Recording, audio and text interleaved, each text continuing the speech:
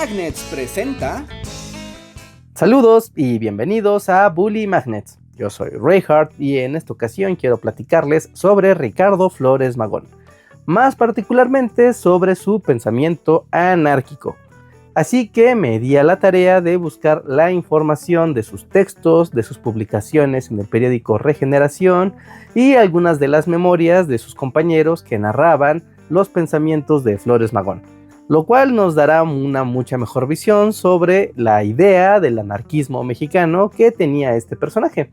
Así que comencemos por el principio. Ricardo Flores Magón nació en San Antonio el Oxochitlán, en Oaxaca, el 16 de septiembre de 1873. Sus padres fueron Teodoro Flores, un indígena de raza pura, y Margarita Magón, una mujer mestiza. Ambos habían luchado durante la Guerra de Reforma y eran afines a la lucha reformista de Benito Juárez. Y a pesar de que la familia no contaba con muchos recursos económicos, lograron mandar a Ricardo y a sus hermanos a la Ciudad de México para que iniciaran sus estudios, cosa que culminó con su ingreso en la Escuela Nacional Preparatoria. Ricardo tuvo su primera experiencia política de una manera muy violenta a los 19 años, pues participó en una manifestación en contra de la segunda reelección de Porfirio Díaz en 1892. Allí fue arrestado junto con los demás jóvenes y llevado a la cárcel de Belén, en la Ciudad de México, en donde atestiguó de primera mano la violencia y el ensañamiento que se tenía en contra de los jóvenes por parte del sistema porfiriano.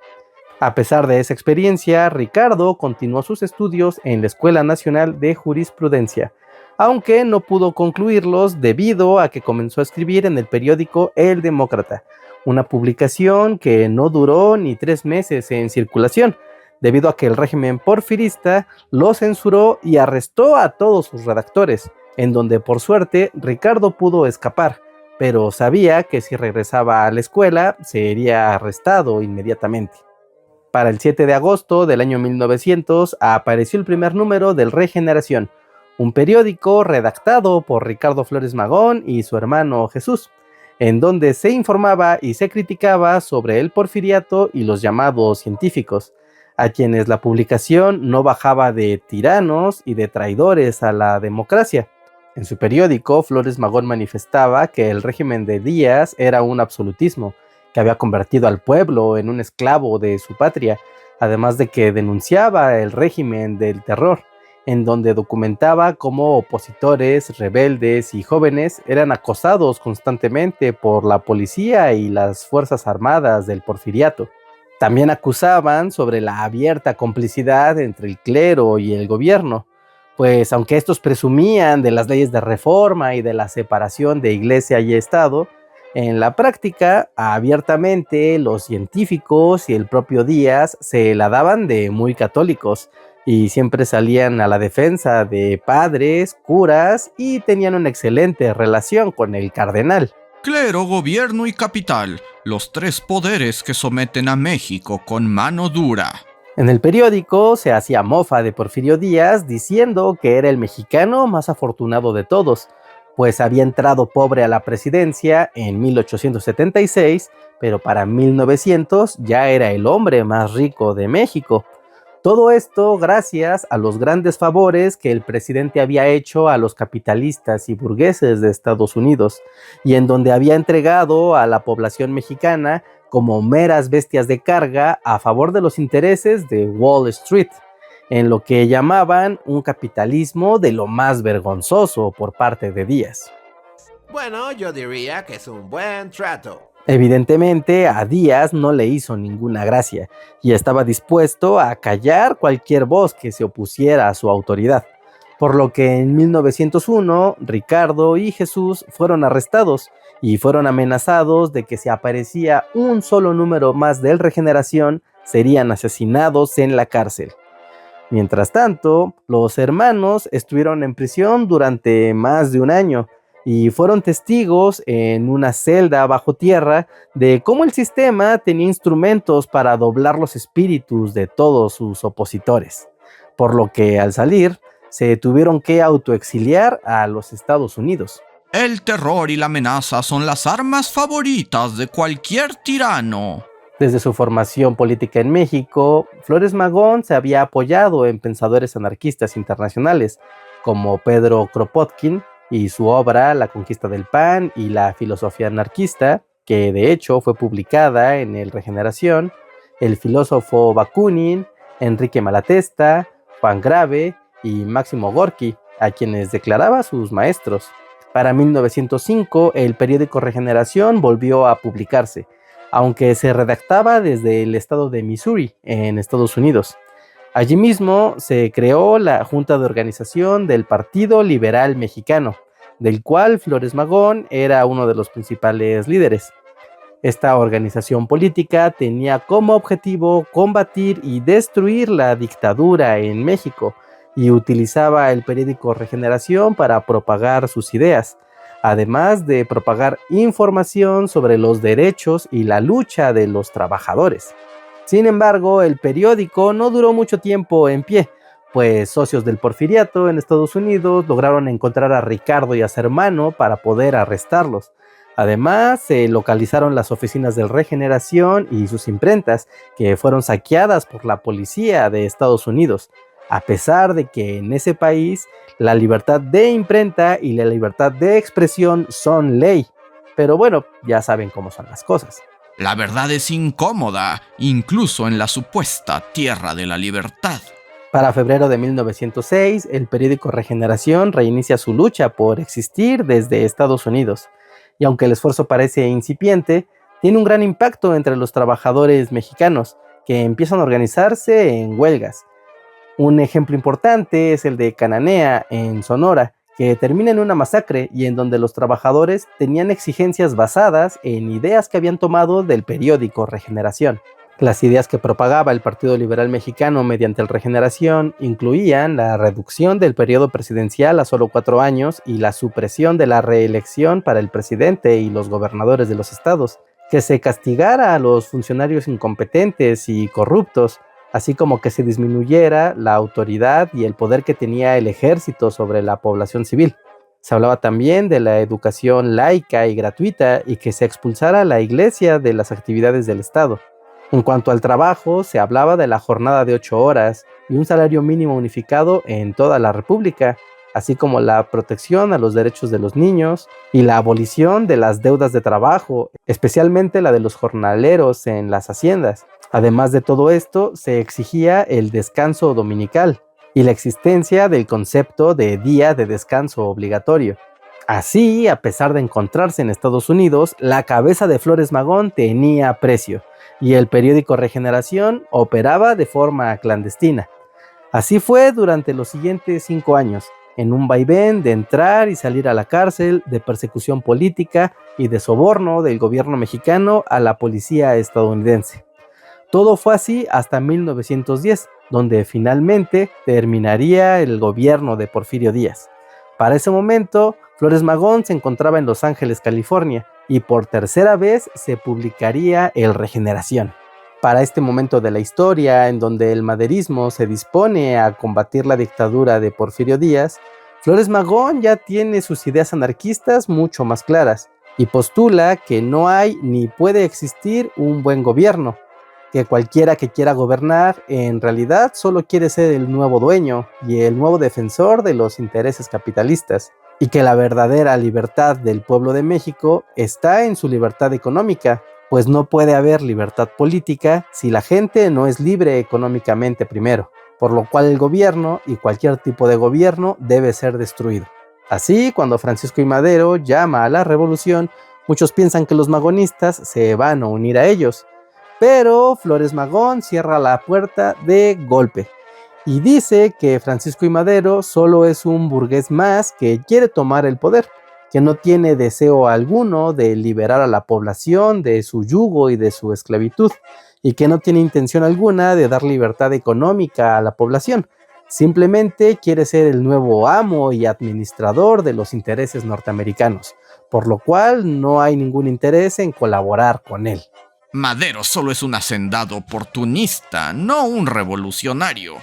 Con el paso de los años, Magón señaló a Madero como un traidor a la causa de la libertad, entre muchas otras cosas por no poner en vigor las leyes de reforma Además de eso, lo señalaba como el nuevo amo de la administración pública y como alguien incapaz de destruir o crear un nuevo sistema. Por lo que a los ojos de Magón, Madero no era más que un mentiroso y títere de la burguesía. Esta postura radical en contra de Madero generó muchas fricciones dentro del magonismo, al grado que hubo deserciones para cambiar de bando al nuevo gobierno revolucionario. Esto es importante porque a partir de este momento va a haber gente con los ideales de Flores Magón dentro de los nuevos gobiernos de la revolución. No van a ser tan radicales, pero igual lucharán por la causa social de su líder. Este fue un momento definitorio, pues para ese entonces Flores Magón ya hablaba abiertamente de la abolición total del gobierno, de la supresión de la propiedad privada y de la destrucción del clero. Hablaba también del rechazo a toda autoridad, que cada uno fuera jefe de sí mismo y que la verdadera lucha era encontrar siempre el bien común. Hablaba también de la acción directa y urgía a los trabajadores a tomar posesión de todo lo que existía, que no pagaran impuestos al gobierno, que no pagaran renta de las casas que ocupaban, que tomaran las haciendas para trabajar ellos mismos la tierra común. Además de tomar estos ideales de forma clara y sincera, que una vez que fueran aceptados no hubiera vuelta atrás. En su visión ideal, todos los mexicanos tendrían derecho a la explotación de los recursos de su país, pero no de manera igual, sino de forma fraterna y de mutuo auxilio para que cada quien tenga lo que requiera a su propia necesidad. El interés individual es odio y rivalidad, pero el interés común es amor y fraternidad. Como seguro pueden imaginar, esta clase de mensajes no hacía ninguna gracia al gobierno de Estados Unidos. Y aunque estos mensajes estaban dirigidos a México, la realidad era que las minas, los campos y las empresas eran directa o indirectamente controladas por capitales estadounidenses, por lo que eso de abolir la propiedad no estaba nada bien.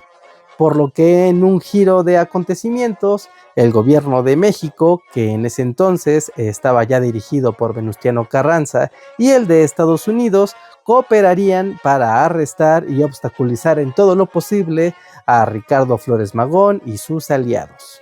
Por su parte, el periódico Regeneración seguía circulando y señalaban a Venustiano Carranza como un lobo con piel de oveja, un traidor a la revolución y un abierto protegido por los Estados Unidos, que claramente no tenía ningún interés en ayudar a la población mexicana, y más bien era un nuevo salvaguarda de los intereses del capitalismo de Wall Street. En sus textos, Flores Magón hablaba con ironía de las bellezas democráticas y de las grandes palabras típicas de un texto constitucional, en donde se había perdido el significado del pueblo, porque con elecciones o sin ellas, el pueblo seguía rumiando sus amarguras, devorando sus humillaciones inalcanzables, y ahora solo tenían un bello documento.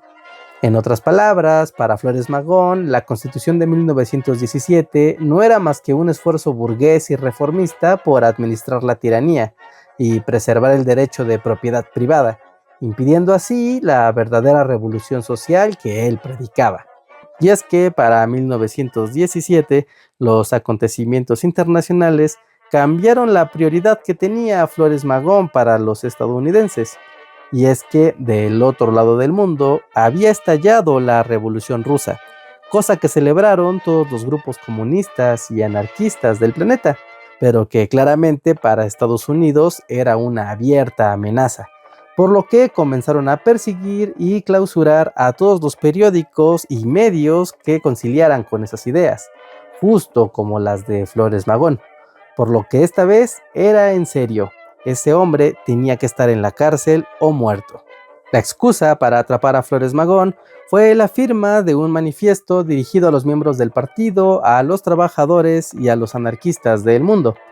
No era un texto particularmente incendiario y podría decirse que era un texto de rutina para los grupos comunistas y anarquistas de la época, pero para el gobierno fue la herramienta para tener el cuerpo del delito del crimen de sedición, es decir, del llamado a la rebeldía al gobierno de forma violenta. Con esto, el 16 de marzo de 1918, Flores Magón fue sacado de la jugada, tanto para México como para Estados Unidos y fue llevado a prisión. Con una condena de 20 años, Flores Magón seguro sabía que no volvería a estar en libertad. Aún así, siguió escribiéndose con sus colegas anarquistas, discutiendo sus ideas y teorías, y dejando en claro que no se arrepentía de nada de lo que había hecho y que se mantendría siempre firme con sus ideales. Pero esta historia no termina ahí. Luego de 3 años, el Congreso mexicano manda un mensajero a Estados Unidos en busca de Flores Magón. Quieren ofrecerle un apoyo económico para que tenga una estancia más llevadera en la prisión. A lo cual Magón dice que no, que él no quiere deberle nada a ningún gobierno. El mensajero replica diciendo que muchos magonistas que habían desertado en su momento están muy agradecidos con él, pues gracias a sus ideas se pudo consagrar el artículo 3 de la Constitución, el referente a la educación gratuita, laica y libre, y el artículo 123, el referente a las leyes laborales. Sin embargo, Magón dice que él no puede recibir ningún dinero del gobierno. En primer lugar, porque él es anarquista y detesta toda forma de gobierno. En segundo lugar, porque ese dinero viene de los impuestos y para él los impuestos no son otra cosa que el robo al esfuerzo de los trabajadores, a su sudor y a su sangre, y el gobierno no tiene ningún derecho a utilizar ese dinero para nada, por lo cual él lo rechaza absolutamente. Esto es muy relevante porque se sabía que Flores Magón ya estaba enfermo de diabetes y además estaba prácticamente ciego a causa de las cataratas. Aún así, decidió decir que no y mantenerse firme con sus ideales. 2 años más tarde, el 21 de noviembre de 1922, Ricardo Flores Magón fue encontrado muerto en su celda en Leavenworth, Kansas, alrededor de las 5 de la mañana. El parte médico dijo que fue un paro cardíaco, pero testigos de la prisión cuentan que fue golpeado esa misma noche hasta la muerte. Su cuerpo fue repatriado a México por parte del Sindicato de Ferrocarrileros Mexicanos. Se le rindió tributo en el Congreso de la Unión y la bandera mexicana estuvo a media asta en el país. En una de sus últimas cartas declaró: No sobreviviré a mi cautiverio, pues ya estoy viejo, pero cuando muera, mis amigos quizá inscriban en mi tumba: aquí yace un soñador, y mis enemigos: aquí yace un loco. Pero no habrá nadie que se atreva a estampar esta inscripción: aquí yace un cobarde y un traidor a sus ideas.